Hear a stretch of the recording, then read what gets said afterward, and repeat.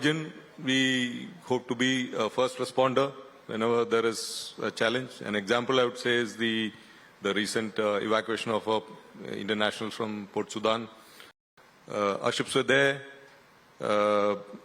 just outside the port, waiting for clearance to go in, and we started evacuation along with the Air Force aircraft which came in. So, being forward deployed has its advantages of being able to respond to challenges. So we also try to be the preferred security partner of the nations in the region, in the Indian Ocean region.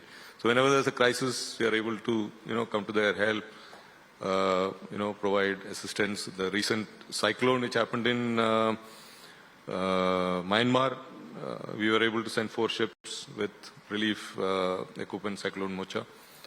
So, so that speaks of the level of preparedness that we ensure on a daily basis. Well, that's fantastic. Let's talk a little bit about the Agnipath scheme. I began talking about that also with the Air Chief who was here just a few moments ago. It's coming up to a year now. Admiral, in August 2022, the Indian Navy received 9.55 lakh applications under the scheme. Also, very importantly, 82,200 women aspirants applied to it. What is your assessment of the progress?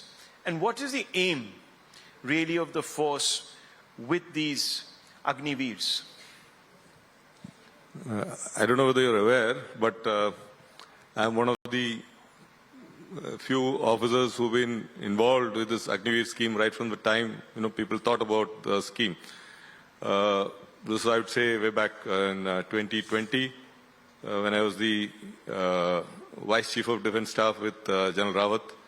So that is the time this Agnipath scheme was being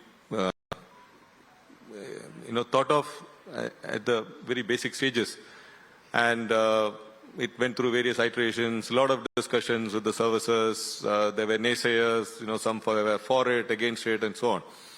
So finally, when the decision was taken to implement it, and the firm shape was given to this scheme, I was lucky to be in the chair as the Chief of Naval Staff, and the Navy fully supported the scheme. We were very clear that this is the way to go. And I'm very fond of saying that Agnipath, if you look at it as an acronym, I think it speaks for itself. Okay, the first A stands for Azadi Ka Amrit Kal scheme. That means a scheme for the future, for your next, as you transit the next 25 years, this is a scheme for you. G, it's a growth-oriented scheme. It will provide you a lot of, qualified people for industry and, the rest of the nation whenever they finish their service and join. And for a nationalistic scheme, it generates fervor to serve, to put on the uniform and to contribute. What is the difference? Earlier also there were people who wanted to serve, but now the opportunities are much more. Earlier we used to induct about 3,000 personnel in a year. Now, as we progress, we will be able to take almost 3 times, 3.5 to 4 times the number every year. So there are opportunities for more people to serve, maybe for shorter durations. So that is the nationalistic and nation building part of it. And I would say in Agni that is for greater interaction with the civil population. That is, there is going to be greater, interaction between the military and the civil society, which is what we want. We want the both to be integrated better. As of today, we have 600 representation in the Navy from 656 districts. But the vision of the national leadership is to have an Agniveer from every block and subsequently an Agniveer from every village. Because that is true integration of the armed forces with the civil society. Okay, and when you talk of the other four, PATH, a patriotic scheme, those, patriotic fervor. Then it's an Atmanirbhar scheme. That means a scheme for India, made in India, made for India, made for us. Similar schemes are there in various other countries, but it's a scheme for us. T, I would say, is a transformation. It's a transformative scheme. It's going to transform the armed forces. You'll see that we have an average age profile of about 32 as of now. It is going to come down drastically. It will come down to somewhere around 25, 26, or maybe even 24 over a period of time. So it's a transformative scheme, and the last H, I would say, is it's a harnessing of the human resources of a country, where we are enjoying the youth dividend, and therefore it's an opportunity for us to harness the more tech-savvy youngsters. And it's a win-win, I would say, for both for the armed forces as well as for the nation. Well, that's interesting. I never heard that you could sort of spin this into an acronym and then elaborate on it. That's a nice way of sort of putting it out there. But several questions have been raised on this scheme, and I think you're quite aware of some of the concerns. How do you address these concerns that battle readiness will be sort of found wanting, military bond, among other things, because sort of, forces are coming in, forces are going out? How do you build a cohesive unit, a cohesive fighting force? Yeah, these were questions which have been raised over a period of time. I mean, I've been hearing it from the time we have voiced our support for the scheme and how to take it forward. But I think most of it is misplaced and I would say misinformed. Firstly, there is really no change in the training. There were apprehensions that the training is going to be cut down and the people will be ill-trained and all that. I think that's just, it's a figment of imagination, I would say. Even before this scheme, any trainee who joins the armed forces, he goes through a basic recruit training. And the recruit training varies in the services between 16 weeks to 18 weeks, maybe, 19, 20 weeks. All that has happened in this case is to reduce it marginally by a couple of weeks. And how do you ensure that the training quality doesn't suffer? Through to better training processes, through greater involvement, use of simulators, and cutting down certain subjects which have probably outgrown their utility, and so on.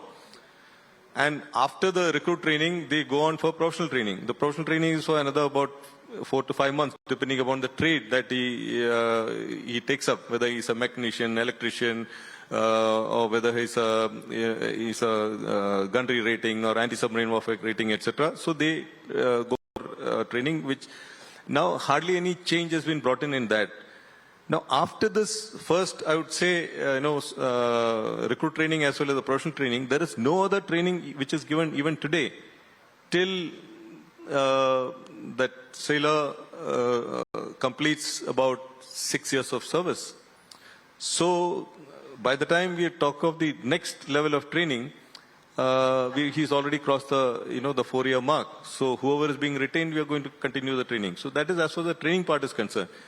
There has been a lot of issues raised about, cohesion within the unit. But let me tell you, in the Navy, we serve in different ships. It's not that we remain on the same ship for years together. So we serve on a ship for, a year or 2 years at best, and then we move on to another ship. There is no, and that is a pattern which is followed in all navies. So there is no question of, any lack of cohesion. I would say there are two aspects of cohesion. When you talk of social cohesion, when we talk of task cohesion. Social cohesion perhaps may require, being together for a certain amount of time, etc. But when you talk of task cohesion, it is the type of work you do, the involvement of the team, how much of, difficulty, hardships that you face together, what are the challenges, and the sense of, belongingness that comes in.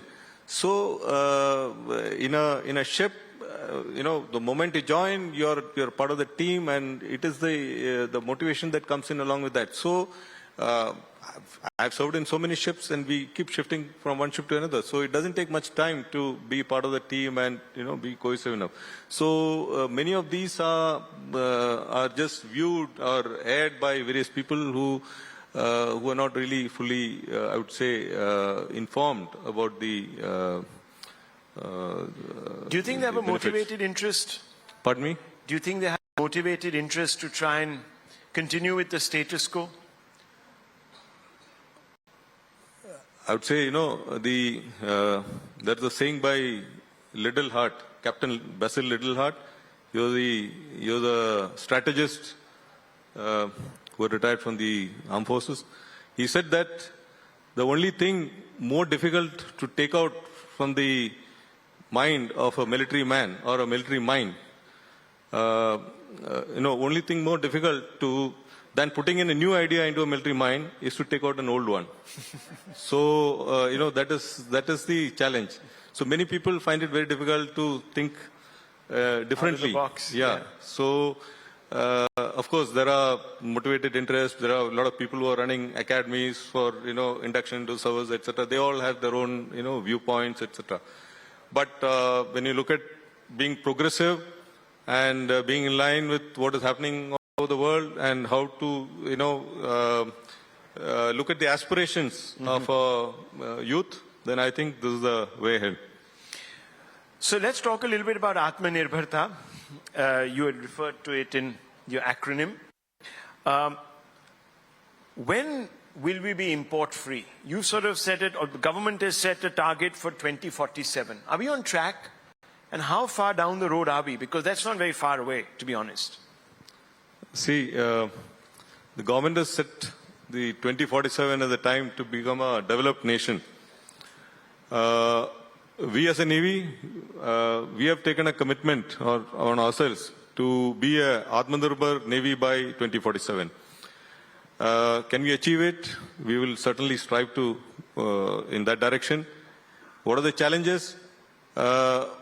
We've started making our own ships from 1960s onwards.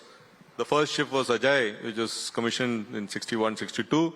And since then, we've been building bigger and bigger ships. We moved on to, that was just a patrol boat. From there, we moved on to corvettes, to landing ships, tanks, to the Nilgiri class frigates, to corvettes, to, destroyers, tankers, and finally now the aircraft carrier Vikrant. So we have come a long way over a period of time. Now, when you build a ship, there are three aspects to it. One is called the float component, second is called the move component, and third is called the fight component. So in float component, we are at well above 95%. That is, the steel is made in India. We have made our own steel, DMR 249 Alpha and Bravo. The steel was developed in India by DRDO, Midani Labs, by the Navy and SAIL. In fact, now we've gone on to the new version of that, DMR 301 as well, which is used for submarines for greater depth and so on. So all ships, submarines hereafter, the steel will be 100% made in India. So the hull part of it is completely, will be made here. We don't have to import steel at all. When you talk of the move component, we are somewhere around 65%, I would say, because we are yet to make marine diesel engines of the requisite capability, or a gas turbine, marine gas turbine, or for electric propulsion. But we are on the way now. Because all the other things like shafting, propellers, control panels, all those things are being made in India now. There's no problem. Stabilizers and so on. Only issues we face is these engines, and we have already gone on to make these in India. There's a Make One project which has been initiated. There are plenty of takers in the industry, and this is being pursued. So we are hopeful that in about 4 to maybe 6-7 years time, we'll have our own engines which we can, thereafter use in our ships.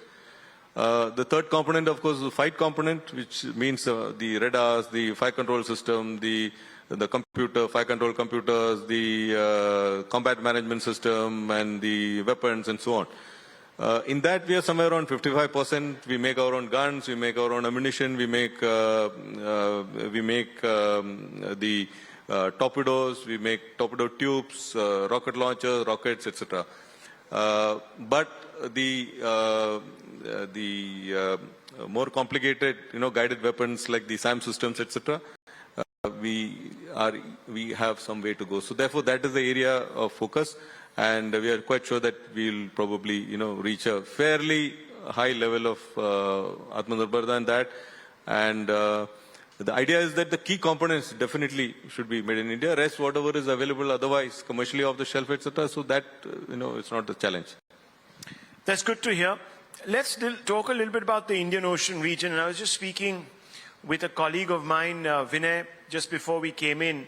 And he said that while we are so focused on our western and northern borders, the real challenge now lies perhaps in projecting power into the sea, because that's where perhaps today most of our trade flows in, most of our communication lines are based, etc. And that perhaps is the area that we really need to be fortifying. So in the context of that, I want to talk a little bit about Sagar. In 2015, the Prime Minister unveiled the Sagar policy for enhancing capacities to safeguard land and maritime territories and interests. What are the challenges in this theatre for the Indian Navy to be a net security provider? I would say, this was a term which was used earlier, but we have now moved away from that to a term called the preferred security partner. I would explain as to why we are talking of being a preferred security partner. Because we have to engage with all the countries in the region. There are big countries, small countries, with different levels of capability. Now, all the problems the challenges in the maritime domain, they are not unique to any one country. Most of them are transnational.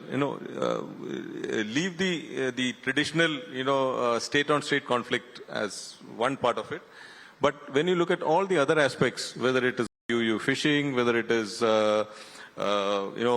illegal migration, the transshipment of drugs, arms, terrorism, etc., it is transnational. It cannot be solved by any one country alone. You have to, have partnerships. Because the oceans are vast, and you need a continued presence there, and therefore you need to engage with all of them. Some have very limited, resources. So therefore, when you partner with them, we look at, 3-4 things. We look at capacity building, capability development, training, exercises, interoperability, and so on. Why do we pursue this regularly? So that we, develop trust. Trust is something which cannot be surged overnight. It has to be very patiently built.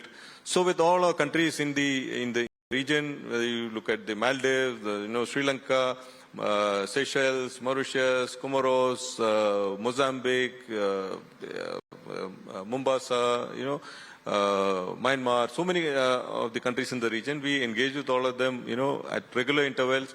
There are exercises, bilateral exercises, multilateral exercises, maritime partnership, exercises, yes. Joint patrols, so many things. And we help them, reciprocal visits, training, all that. Well, in April 2023, you said that there's a large presence of Chinese vessels in the IOR, in the Indian Ocean region, and the situation is concerning. Now, why is it concerning in the immediate? Number one, and how does the Chinese presence create the potential for future conflicts in this region, and what could be the impact? The Indian Ocean has historically had, a presence of extra-regional forces. At any point of time, you have up to 60 extra-regional, units, naval units present here. Since 2008, we have had the presence of the Chinese Navy, which has been here for anti-piracy missions, and since then, also we have the Chinese research vessels, a large number of Chinese fishing boats, and so on. So when we look at it from the point of for Navy, our idea is to ensure that the region at the sea remains safe, secure, and free, open, inclusive, and available for all of us to use and benefit from it. It's a I would say a common. It's a global common. So we have to keep it secure and safe. So as we see the increased presence, we develop our plans which translates into acquisition of capabilities, whether it is in terms of increased numbers of assets, etc. So the area is kept under surveillance. We have the P8Is, the Sea Guardian, RPAs, and other ships, submarines, etc. We regularly patrol and keep those things. So as our country also grows, now we are already the 5th largest economy. Hopefully by next year we'll become the 4th largest or so. And as you move up in our economy, our dependence on the sea is going to only increase, because whatever you make in the country, you have to export it. How do you send it out? The trade by sea remains the most efficient. When you compare, road, rail, and sea transport, it's in a scale of 1:10:100. Absolutely. That is the type of efficiency that is there. And that's why it's such a vulnerability. And I just want to ask you this. How committed are the Chinese to expanding in the IOR? What is your assessment? Let me tell you this. If you remember the words of Mahan, Admiral Mahan, the great naval strategist, what he said is, the need for a navy arises from the need for peaceful shipping and disappears with it. So what does this mean? This means as your economy grows and as you have, greater trade, as you have more ships, peaceful ships or trading ships, then your need for a navy also grows. So which is what we are seeing as the Chinese economy grew and, their trade increased, as the ships increased, therefore the navy is also grown. Now as we move up, into a larger and larger economy, when we cross the, become a 5 trillion economy and, grow bigger, you will also find that, our, the maritime forces will need to grow along with it to ensure that our trade or interests which are there in the maritime domain remain safe and secure. So when we develop a navy, it's not looking at any particular nation or, the type of, we don't go into a bean counting sort of situation. We look at where our interests lie. Our interests may lie in various places in the ocean. So we need to have the capability to ensure that our interests are, protected. So let me ask you my final question, Admiral Saab. Aircraft carriers, there's a big debate. How many do you think we need really to secure ourselves? Or should we go with the late General's formula, the CDS, who said perhaps our dependability on aircraft carriers is not in tune with our strategic interest? This is a debate which is never ending, because various people have various views on where is an aircraft carrier required or not required.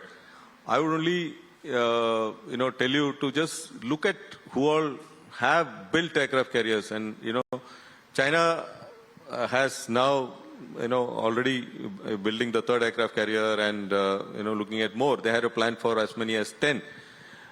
You look at all the UK, after doing away with aircraft carrier, not gone on to have 2 aircraft carriers. So an aircraft carrier brings with it certain capabilities which nobody else can replicate. Okay? Whether it is power projection, whether it is continued air defense. A shore-based aircraft can only give you limited,